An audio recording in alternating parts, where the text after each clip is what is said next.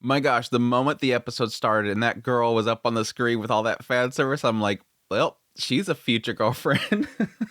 The moment that chick popped up on the screen, I'm like, there's a future girlfriend right there. You can't have a unique looking female character in the show without immediately knowing they're going to be a part of the harem. At some point, they're going to be one of those 100 girlfriends.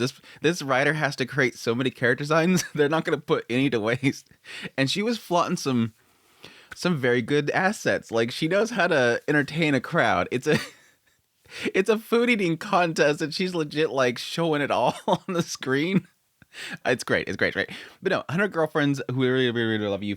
Episode 14, decent episode. I should have seen this coming from the previous episode, them talking about the fact they're going to do this big food festival thing. I don't typically care for this whole routine in most series where they do the food eating contest. So I kind of expected, but at the same time, I was like, well, maybe this writer will do something really good and unique with this whole concept. Sort of. Sort of. I wasn't a massive fan of this episode, to be truthfully honest, but it still had a lot of really fun moments around it. Just going through each character, kind of doing their own thing to kind of help Kurumi through the whole situation. Having at the very end, yes, Kurumi finally realizing I should have relied on them more. They were all working to help us win, and I was too busy eating, and so I should have listened to them more. And then finally, now I could use their help. And then they finally show up and they all help him out. I think it was a really good ending, though. I think the ending was so good. Honestly, when the ending came around and they're fighting to that last bite, what I thought was going to happen was that he was asking for her to put it in her mouth and then feed it to him, like mouth to mouth, the food to him. But no, it just turned into a. He's like, I thought you would explode. I could never do that. Normally I would, but whenever one of my girlfriends gives me some food, I would rather die than spit it out.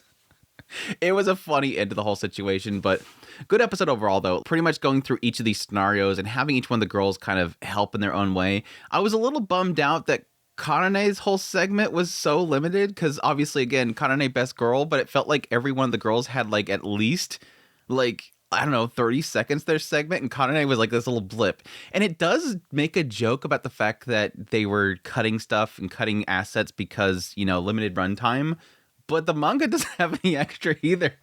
Like, they totally trolled me. They absolutely trolled me saying, check the manga for the full details. And I go check the manga, and it's legit the same thing. Like, the only thing extra from the manga was that Kusari, yes, they mentioned in the anime that she's used to eating a lot of medicines and whatnot that would affect her taste buds.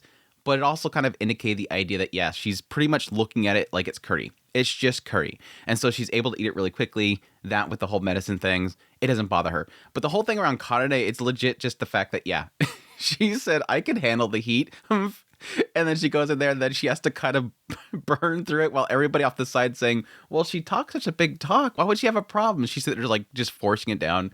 She's totally Aya from Roshadere. Like the tsunderes have to be okay with eating spicy stuff, even though they can't technically take it. It is dorky though. We did get the reappearance of the gorilla lady that's trying so desperately to show off to her little Shota.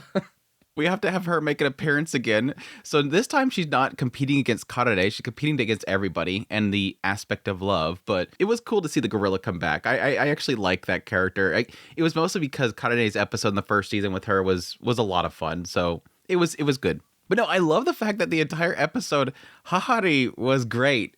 I'm really, really sold on Hahari's character. I think that her chemistry added to it is just doing so well. Just like the early segments and her like pretty much scolding people, even though she's not the mom. And then over here, she's watching Kurumi eating the cake and she just she has this massive grin on her face. Like she's accepting it. Like, okay, good. She's having a lot of fun and she doesn't want to admit it. Hakari, I think overall wasn't that prominent either. I like early on in the episode, she had this whole segment where she's trying to hold Rentarou back because somebody insulted Kurumi. Calling her stupid for eating sides. And Kurito's like, who the hell said that? What is your name? Tell me who you are. Identify yourself. And Hakari's like holding it back and then suddenly realizes, oh, wait, I'm touching it with my chest. I'm liking this. And I have to slap her down. Yeah, probably the most, besides the announcer, Nano, I think, had the most fan service this episode. I mean, we all know what they were going for with her there.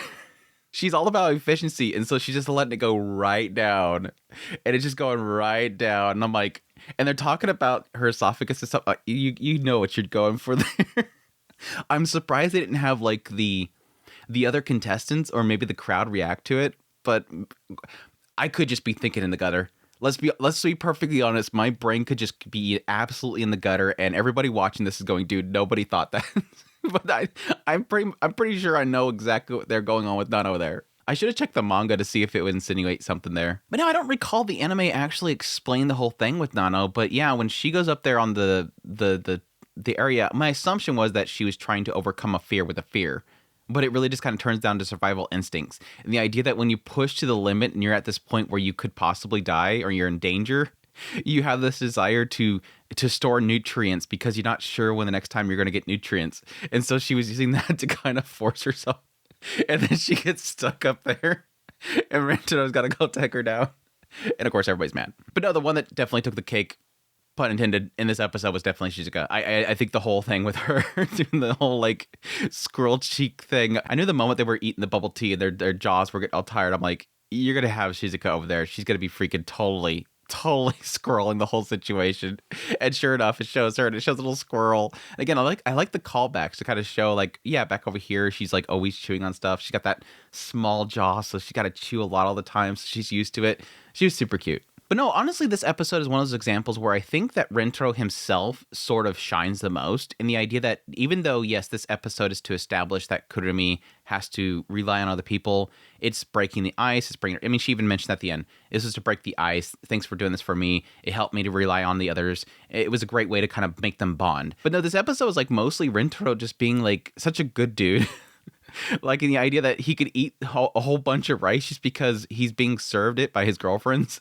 And so he's willing to take anything that comes in there. He's rubbing their bellies whenever they're on a break just to, even though he wants to puke, he's rubbing all their bellies to make sure they're all comfortable. He's rubbing their heads later on to kind of think they're all doing a good job. And over here, he will not accept an from a girlfriend. He was definitely shining this episode. But no, I completely assumed that the guy that was eating all the food was going to be a case of like it being either like multiple people inside there or yeah, just somebody just pouring it inside of something, which I'm not sure why they couldn't catch that. Now, it is funny because yes, at some point they do mention that the design itself was different from the manga. And so yes, I did check that. And sure enough, the manga design is much different. Like apparently it's some sort of like joke to the fact that it looks too comparable to something from One Piece. I like the fact that Kane's like mentioning, I wonder if they changed the voice actor too. Like Karane girl. Mangas don't have saves. Now, okay, never mind. I defend Karane here, because Karane best girl. Karane might be thinking of the PVs for the manga, because in some cases they will change the seiyus for the PVs for the manga, and at that point you can say that the mangas have seiyus. I mean, here recently we had the exchange student at the game arcade anime adaptation that's coming up. I forget the name of it, but in the PV for the manga, it was now Toyama. And they changed it for the anime adaptation, and I'm super mad about that. So Karane is not wrong. Karane is not wrong. Overall, just a goofy, stupid episode. I like the ending to it. Like I said, the whole, like, thanks for helping me break the ice, and then the broth thing comes to mind. So she wants broth, and then she wants to taste something else. She wants to see if something else tastes good. I'm like, she's going to kiss him. I knew I was going to kiss. Now, there was a fear of me that after she got her kiss, I'm like, oh, please don't turn this into a thing where, like, she's constantly, like, craving it. It's gonna. It's gonna do that, isn't it? She's gonna be constantly craving his saliva. I just freaking know it. I don't know. They had a little joke afterwards that whenever she hears broth, she thinks about him, or kissing him. So maybe they won't, because I totally thought that could possibly it. That she's gonna suddenly out of nowhere, every time she thinks of like food or broth, she's gonna be wanting his saliva or something like that, and it turns into like a mysterious girlfriend ex situation where she wants him to spit in her. Please don't. Please don't. Please don't. It could totally do that. But no, that aside, slight spoilers for the next episode, possibly. I did accidentally hit to the next page in the manga, and, well, because it didn't show that broth scene at the very end, the aftercast thing, when I was flipping to the manga, and so I got to the next segment. And it opens up with, yes, what looks like was hinted at in the PVs, which is... we're gonna have some babies in here, so I'm next episode possibly could be that episode that I heard some people whispers about from the PV. So I think the episode, if they don't, I don't think they're gonna shy away from things. Next episode's gonna be crazy. It's gonna be super crazy, but we'll see. We'll see.